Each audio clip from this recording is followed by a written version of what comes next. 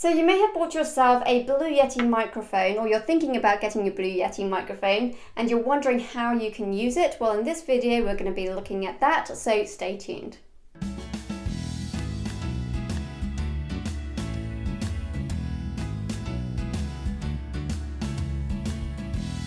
Hi, Jamelza Marie here with Creative Online Courses, and on this channel I guide you through tips and tutorials to crush it with visual media and produce your online courses like a boss. I also go behind the scenes with a vlog of what it's like to be a mum entrepreneur, so if you are new here, please consider subscribing. So as I mentioned in the introduction, we're going to take a quick look at how to use the Blue Yeti microphone in order to get the best sound out of it.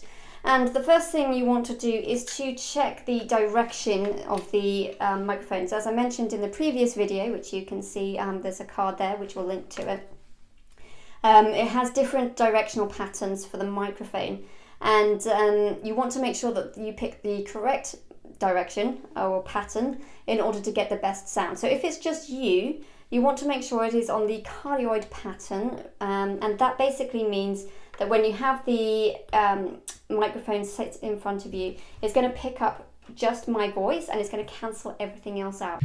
Okay, so let's look at how this actually sounds, and I'll just give a quick demonstration of the different patterns. So right now I have it set at the cardioid pattern, which is the one I recommend, which is where it's picking up in front of me, but it's not actually picking up around me.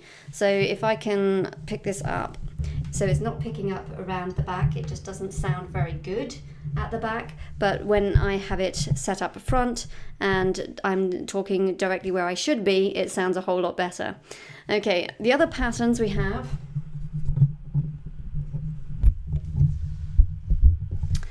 Okay, so I have now set it to the bidirectional pattern, which is the one that you might use for interviews. So if you have someone sitting opposite you, you could use this one. It will pick up you and it will pick up the other person, but it will cancel out here. So just to demonstrate, I am picking it up from here. I turn it around and, sorry for all the extra noise, it's picking up this direction as well, but not so much from the side, and not so much from this side either. Okay, so that shows you the bidirectional. So if you're doing interviews, this is a great option to use. Again, I wouldn't recommend it if it's just yourself though, because it's going to be picking up, for example, the fan of the computer a lot more. Okay, so let's look at the omnidirectional. This sounds a lot more echoey because it's picking up everything around you. So it's not just picking up me, it's picking up this side, this side, this side. It basically, if I turn this around, it doesn't really matter where I have the audio pointed, because it is picking it up in all directions.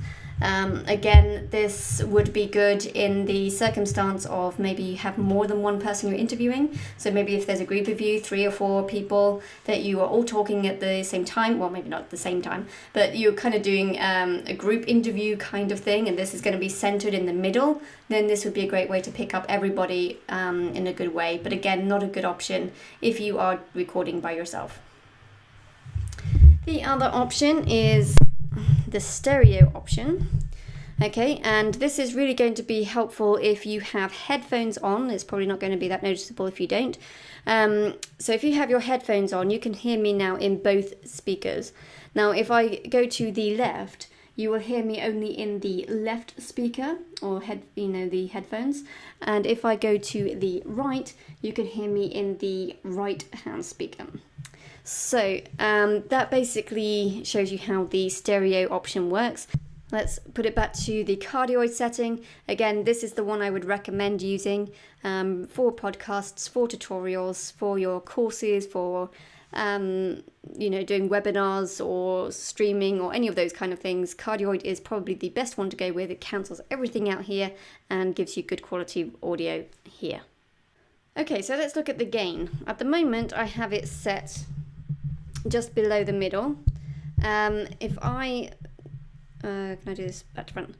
I think I'm turning it up now. Yeah. Okay, so now it's picking everything up and it's making everything a lot more sensitive, and it's a lot brighter. but it's probably not as good sounding as it was when it was lower down. Okay, so it's picking up all the sound and just making it very sensitive. If I reduce it again, it reduces all that extra sound at the back and it makes me sound a lot more mellow.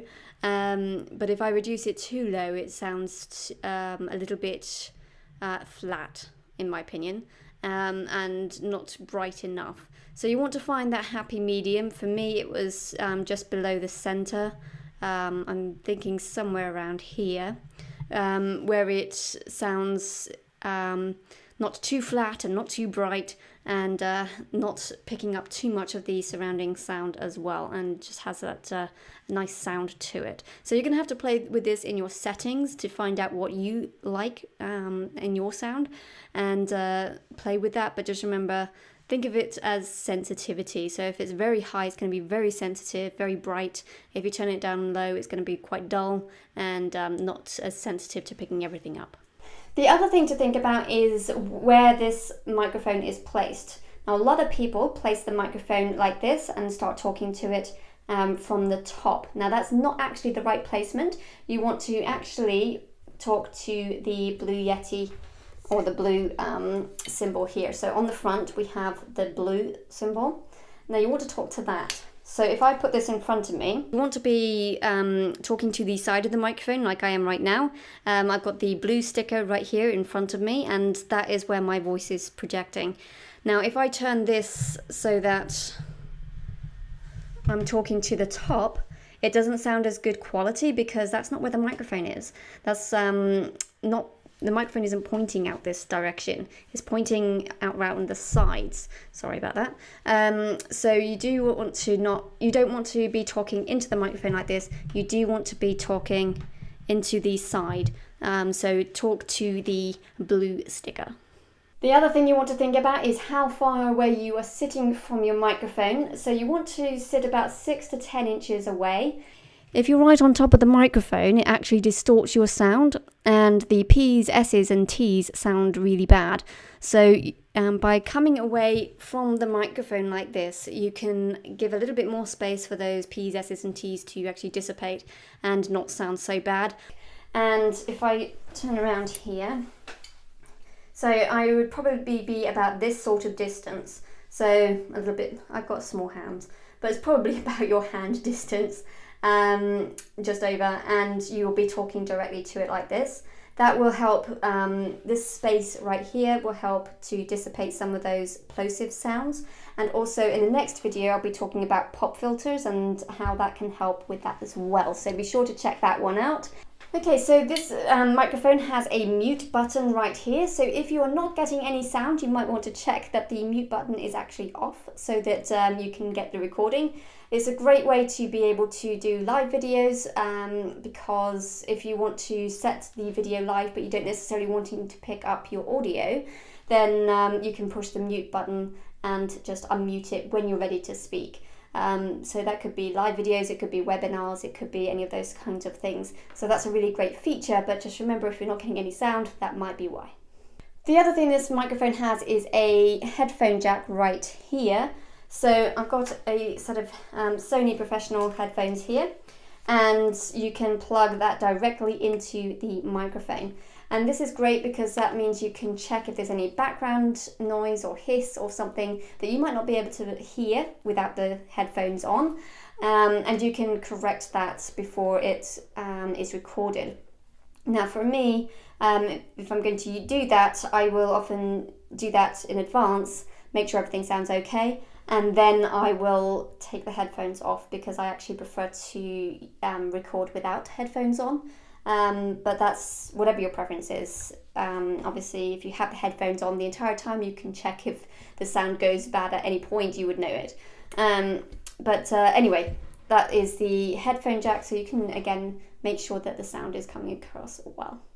So that brings us to the end of this quick how-to tutorial on the Blue Yeti microphone. Please let me know in the comments section below what your biggest takeaway was, or if you have any other questions, please let me know and I'll try and answer those as quick as I can.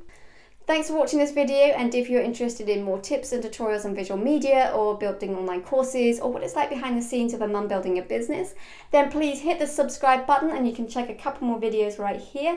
And if you like this video, please hit the like button and we will talk soon.